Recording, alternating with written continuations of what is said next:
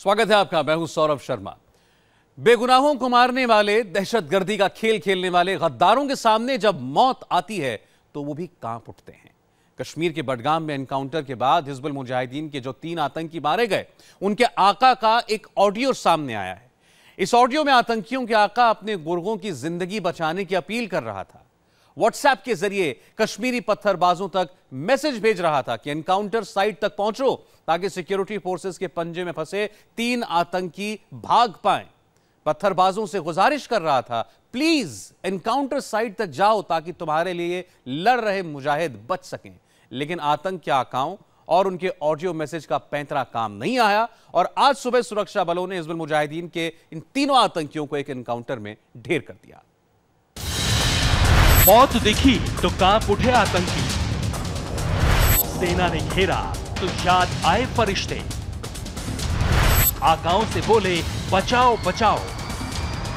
Audio में कैद कायरों की गुहार, आतंकियों के खौफ का आखिरी ऑडियो। हमारे भाई इस वक्त राडबुगा में फंस चुके हैं।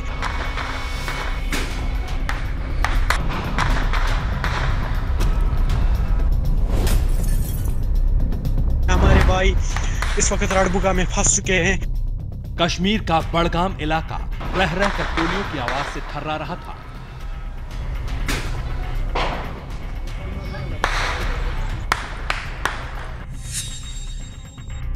जवानों के निशाने पर थे हिजबुल के वो 3 आतंकी जो जान बचाने के लिए एक घर में दुबके हुए थे। हर पल उनके ऊपर शिकंजा कस रहा था। मौत धीरे धीरे करीब पहुंच रही थी।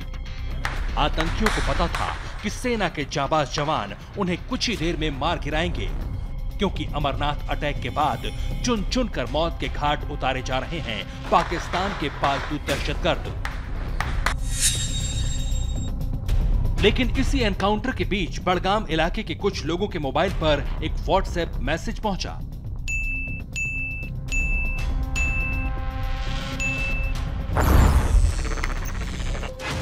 यकीन मानिए, उस मैसेज को सुनकर आपको यकीन हो जाएगा कि बेकसूरों के खून से खेलने वाले आतंकी जब सेना के जाल में फंसते हैं तो कैसे कांपने लगते हैं, कैसे उन्हें फरिश्ते नजर आने लगते हैं। सुनिए। अस्सलाम वालेकुम मेरे भाइयों, तमाम भाइयों से, नौजवानों से गुजारिश है कि हमारे भाई इस वक्त राडबुगा में फंस चुके हैं। आरआर ने उनको घेरा लिया है, 2 मकानों को घेरा लिया है। प्लीज़ अपने घरों से निकलो, क्योंकि वो मुजाहिद हमारे लिए ही लड़ रहे हैं। उनकी जान बचाओ। प्लीज़ ये सेंड करो। सब बडगाम डिस्ट्रिक्ट में ये राडबुगा एक इलाका है, इसी में हमारे मुजाहिद भाई फंस चुके हैं। ये ऑडियो सबूत है हथियारों के दम पर देशद्रोह की आग भड़काने वाले गद्दार जब भारतीय जवानों के सामने पड़ते हैं तो किस तरह मिमियाने लगते हैं, कितने लाचार हो जाते हैं। सेना और सरकार को ललकारने वाले, निहत्थे और बेगुनाह लोगों का खून बहाने वाले कायर भीड़ से मदद मांगते हैं। इस आवाज की पूरी हकीकत आपको बताएंगे, लेकिन पहले एक बार फिर से सुनिए कैसे आतंकियों का रहनुमा अपने हमदर्दों से उनकी जिंदगी बचाने के लिए गिड़गिड़ा रहा है। अस्सलाम वालेकुम मेरे भाइयों, तमाम भाइयों से, नौजवानों से गुजारिश है कि हमारे भाई इस वक्त राडबुगा में फंस चुके हैं। आरआर ने उनको घेरा लिया है, 2 मकानों को घेरा लिया है। प्लीज़ अपने घरों से निकलो, क्योंकि वो मुजाहिद हमारे लिए ही लड़ रहे हैं। उनकी जान बचाओ। प्लीज़ ये सेंड करो। सब बडगाम डिस्ट्रिक्ट में ये राडबुगा एक इलाका है, इसी में हमारे मुजाहिद भाई फंस चुके हैं। सेंट्रल कश्मीर के बडगाम ज़िले में हिजबुल मुजाहिदीन के 3 मिलिटेंटों को मौत की नींद सुलाने से ठीक पहले का ये ऑडियो है। आर्मी ने इस ऑडियो को इंटरसेप्ट किया। हिजबुल मुजाहिदीन कमांडर 3 मिलिटेंटों की ज़िंदगी बचाने के लिए लोकल लोगों से फरियाद कर रहा है। घरों से निकलकर मिलिटेंटों की मदद के लिए उकसा रहा है। जो ऑडियो सामने आया है वो मंगलवार रात लोगों के मोबाइल फोन पर भेजा गया था, क्योंकि ठीक उसी वक्त बडगाम के रणबुग इलाके में जबरदस्त एनकाउंटर चल रहा था। सेना, सीआरपीएफ और पुलिस ने आतंकियों की ऐसी घेराबंदी कर दी थी कि ना तो पत्थरबाज आसपास फटक सके और ना ही आतंकियों की गोलियां और ग्रेनेड किसी जवान का कुछ बिगाड़ सके। एनकाउंटर की शुरुआत रात करीब 8:30 बजे हुई, जब सेना को खबर मिली कि हिजबुल मुजाहिदीन के 3 दहशतगर्द जावेद अहमद शेख, आकिब अहमद, और सज्जाद अहमद एक मकान में छिपे हैं। आनन फानन में सुरक्षा बलों ने पूरा इलाका अपने कब्जे में ले लिया। आतंकियों को सरेंडर करने के लिए कहा गया, लेकिन उन्होंने फायरिंग शुरू कर दी। सेना दहशतगर्दों के इस हथकंडे से अच्छी तरह वाकिफ थी, लिहाजा सिक्योरिटी इतनी सख्त कर दी गई कि मैसेज सुनने के बाद भी कोई घर से निकलकर आतंकियों की मदद करने की हिम्मत नहीं कर सका। इस बीच आर्मी ने कई बार आतंकियों को सरेंडर करने के लिए अनाउंसमेंट किया, यहाँ तक कि एक आतंकी के घर वालों को भी मौके पर बुलाया। सेना ने घर में छिपे एक आतंकी सज्जाद अहमद की मां और भाई को मौके पर बुलाया और उनसे सज्जाद की बात करवाई, बाहर निकलने को कहा, लेकिन जब उसने बाहर निकलने से इनकार कर दिया तब दहशतगर्दों के खिलाफ कार्रवाई शुरू की। दोनों तरफ से गोलियां चलने लगी। रात में शुरू हुआ एनकाउंटर सुबह तक चलता रहा। करीब 10 घंटे की जद्दोजहद के बाद जवानों ने तीनों आतंकियों को ढेर कर दिया। वहाँ पे उस हिंट के बेसिस पे एक cordon and search operation launch किया गया। कॉर्डन जब किया गया तो हमें पता चला कि इनमें से कोई लड़के लोकल भी हैं, तो स्पीकर के ज़रिए अनाउंसमेंट की गई। उनको सरेंडर करने के लिए हमने वो भी किया, कन्विंस करने की कोशिश भी की, लेकिन उन्होंने हम इसके ऊपर फायर खोल दिया पुलिस पार्टी के ऊपर और सिक्योरिटी फोर्सेस जो हमारे साथ थी। उस ऑपरेशन में फिर ये पूरी रात ऑपरेशन चला, तो in the morning we killed 3 militants. उन तीनों की बॉडी रिकवर हो गई हैं और उनके पास से हमें वेपन रिकवर हुए हैं। एक SLR रिकवर हुई है, एक पिस्टल रिकवर हुई है। The 3 terrorists who have been eliminated have been identified to be Javed Sheikh of Badgam, Adil of Badgam and Sajjad of Srinagar. In the search that followed, we have managed to recover 1 SLR and a pistol. इसी घर में छिपे थे दहशतगर्द जो गोलीबारी में ध्वस्त हो चुका है। पता चला कि सज्जाद अहमद और आकिब हाल ही में हिजबुल में शामिल हुए थे, जबकि जावेद अहमद शेख हिजबुल के लिए आतंकियों की भर्ती करता था। अमरनाथ अटैक के बाद सेना इनके पीछे लग गई थी और आज इन दहशतगर्दों का काम तमाम कर दिया गया। व्हाट्सएप मैसेजेस भेजने शुरू कर देते हैं कि लोग बड़ी तादाद में निकलें और पत्थरबाजी शुरू करें ताकि फौजों का ध्यान बटाया जाए, फौज का तवज्जो हटाई जाए। ऐसे तो नीच लोग हैं ये, और उसके बाद फिर वो तमाशा बनाना शुरू करेंगे। अब सुरक्षा एजेंसियां उस हैंडलर का पता लगा रही हैं जो इन दहशतगर्दों को बचाने की गुहार लगा रहा था, जिसकी आवाज का सैंपल सेना के पास पहुंच चुका है। अब वो भी टारगेट पर आ गया है। श्रीनगर से मंजूर मीर के साथ अभिषेक उपाध्याय, इंडिया टीवी।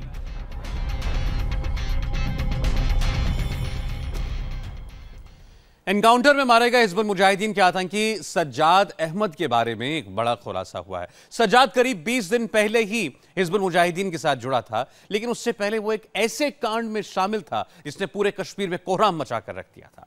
पता चला है कि सज्जाद जम्मू कश्मीर पुलिस के डीएसपी अयूब पंडित की हत्या में शामिल था और उसी ने भीड़ को उकसाया था और हत्या के बाद फरार हो गया था। आज सज्जाद के साथ उसके 2 और साथी मारे गए और अब भी बाकी दहशतगर्दों का वही अंजाम तय है।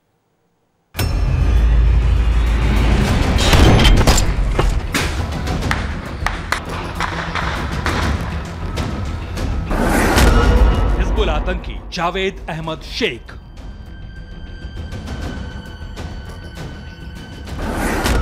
हिजबुल का दहशतगर्द आकिब अहमद,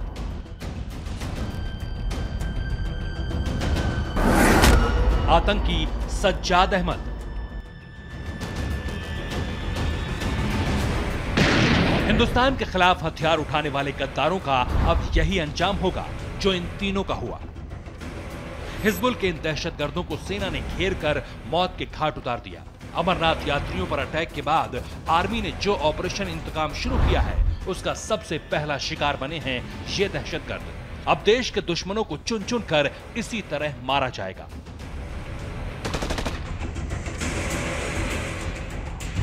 एनकाउंटर में मारे गए आतंकी सज्जाद अहमद के बारे में एक और सनसनीखेज खुलासा हुआ है। पता चला है कि 22 जून को श्रीनगर की जामिया मस्जिद के बाहर डीएसपी अयूब पंडित को मारने वालों की भीड़ में आतंकी सज्जाद अहमद भी शामिल था। जम्मू कश्मीर पुलिस के मुताबिक हत्या में सज्जाद का हाथ था। इसी ने भीड़ को उकसाया और उन्मादी भीड़ ने पीट कर डीएसपी अयूब पंडित को मार डाला। डीएसपी अयूब पंडित की हत्या के बाद सज्जाद अहमद फरार हो गया था। सज्जाद भागकर आतंकी संगठन हिजबुल मुजाहिदीन में शामिल हुआ। 22 जून को सज्जाद अहमद घर छोड़कर गायब हो गया था। आज बडगाम में सेना ने सज्जाद और उसके 2 साथियों को मार दिया। आज एनकाउंटर में सज्जाद के साथ मारा गया आकिब अहमद तो 29 जून को ही हिजबुल से जुड़ा था, जबकि जावेद अहमद शेख करीब 3 महीने से पाकिस्तानी आकाओं के इशारे पर आतंकी वारदातों को अंजाम दे रहा था। लेकिन अब तीनों का खेल जांबाज जवानों ने खत्म कर दिया है। ये तो मारे गए, लेकिन अभी कई दहशतगर्द हैं जिन्हें आर्मी सरगर्मी से तलाश रही है। हिट लिस्ट में सबसे पहला नाम है पाकिस्तानी दहशतगर्द अबू इस्माइल का। अमरनाथ यात्रियों पर अटैक के इस मास्टरमाइंड को तलाशने के लिए 250 जवान सर्च ऑपरेशन शुरू कर चुके हैं। मोस्ट वांटेड अबू इस्माइल देश की सुरक्षा एजेंसियों के टारगेट पर है। यह आतंक का वही इस्माइल है जो 2 साल पहले पाकिस्तान से घुसपैठ कर कश्मीर आया था। दरअसल हाफिज सईद को पाकिस्तान में बैठे देश के दुश्मनों ने एक बड़ी साजिश के तहत भेजा था, यानी लश्कर चीफ हाफिज सईद ने।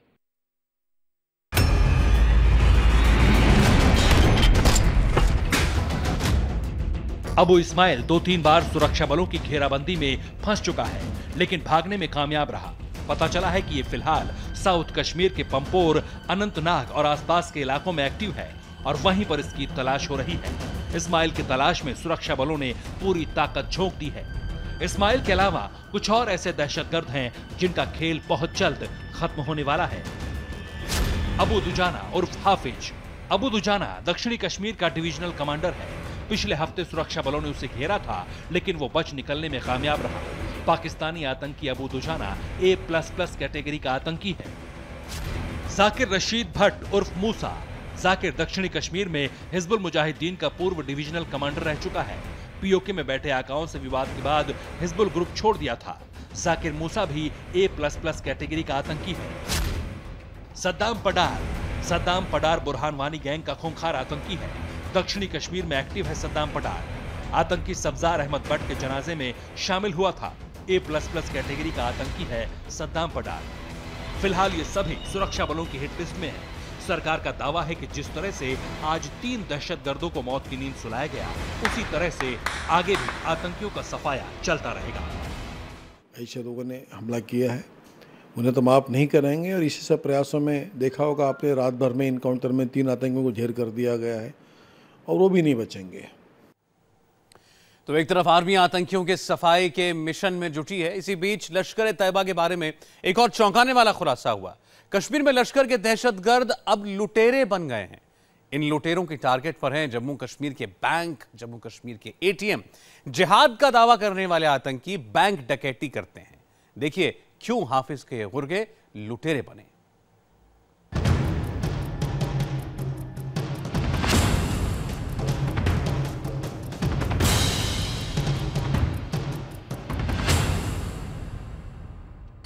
कश्मीर में नाकेबंदी से हाफिज कंगाल। लश्कर बना लुटेरों का गैंग। आतंकी बन रहे लुटेरे। टारगेट पर ATM, कैश वैन और bank.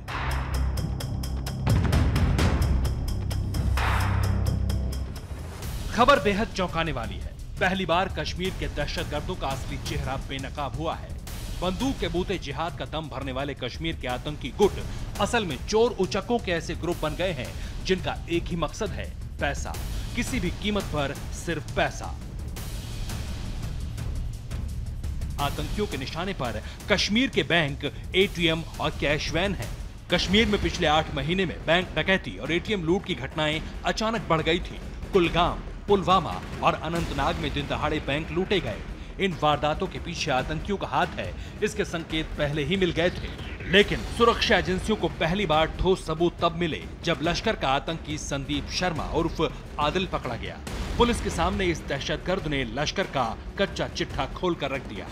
The basic aim of sharing all this with you is to reveal the angle of criminals who are involved in militancy and how they are being used by militant outfit Lashkar-e-Taiba and how they are plundering and looting the banks, the ATMs and funding the militant outfits as well as funding their own selves.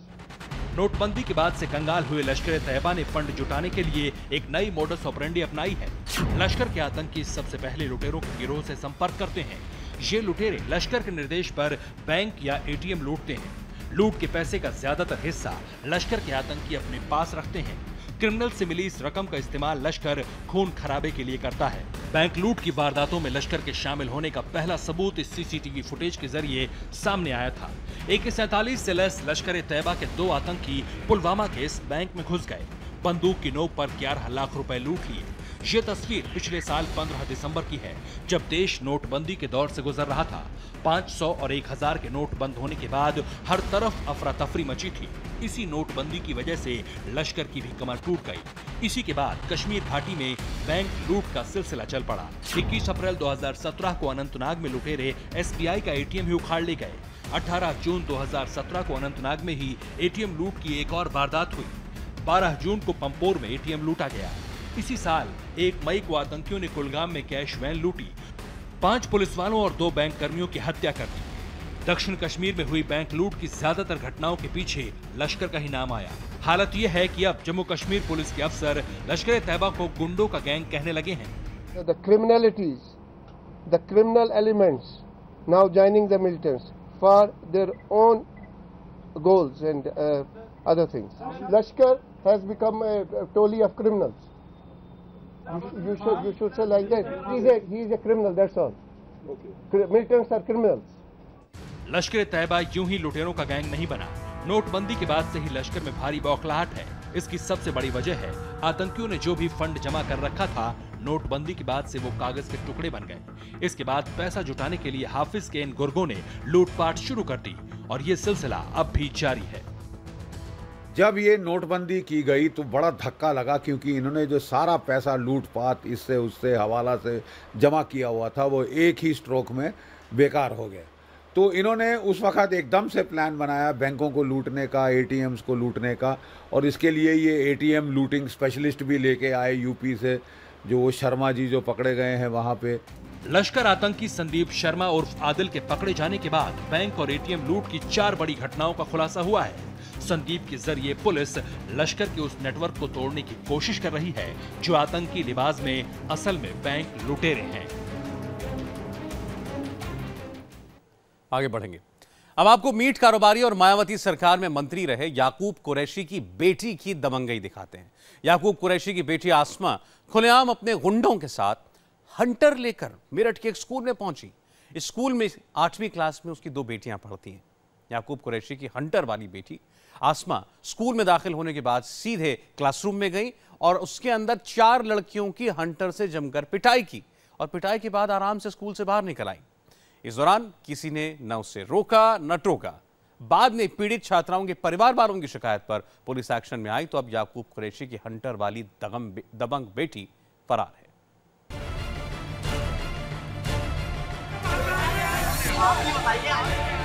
लोगों की भारी भीड़ है, हर तरफ हंगामा पसरा है। मौके पर स्थानीय पुलिस के साथ रैपिड एक्शन फोर्स भी है।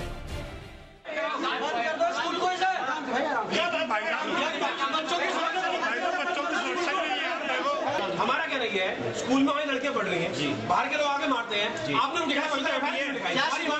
हाँ बताइए। इस हंगामे और भारी भरकम पुलिस की तैनाती का कारण है ये बुर्के वाली महिला, जो इलाके के दबंग नेता हाजी याकूब कुरैशी की बेटी अस्मा है। अस्मा पर एक प्राइवेट स्कूल में घुसकर न केवल वहां पढ़ाई कर रहे छात्रों को पीटने का आरोप है, बल्कि इस पर क्लास की एक टीचर पर भी हंटर बरसाने के आरोप हैं। स्कूल में लगे CCTV से मिली फुटेज इस बात की खुद तस्दीक करती है। इस वारदात के बाद लोगों में जबरदस्त गुस्सा है। CCTV में साफ देखा जा सकता है कि सुबह 10:07 पर अस्मा स्कूल में अपने समर्थकों के साथ आई। इसके हाथ में हंटर था। आरोप है कि इसी हंटर से इस महिला ने क्लास के अंदर जाकर क्लास टीचर और छात्राओं के साथ मारपिटाई की। दरअसल अस्मा की बेटियां मेरठ के इसी MPGS स्कूल में पढ़ती थी। शनिवार को क्लास टीचर ने दोनों को स्कूल से बाहर घूमने के आरोप में डांटते हुए थप्पड़ जड़ दिया। यही बात अस्मा को इतनी नागवार गुजरी कि सोमवार को अपनी दोनों बेटियों के साथ स्कूल पहुंची और फिर हंटर से पिटाई का सिलसिला शुरू कर दिया। इस मामले में पुलिस ने 4 आरोपियों को गिरफ्तार किया है, जिन्हें 14 दिन की न्यायिक हिरासत में भेज दिया गया है। और ब्रेक के बाद आज का वायरल में देखिए ममता राज में रोते हिंदू दारोगा का सच।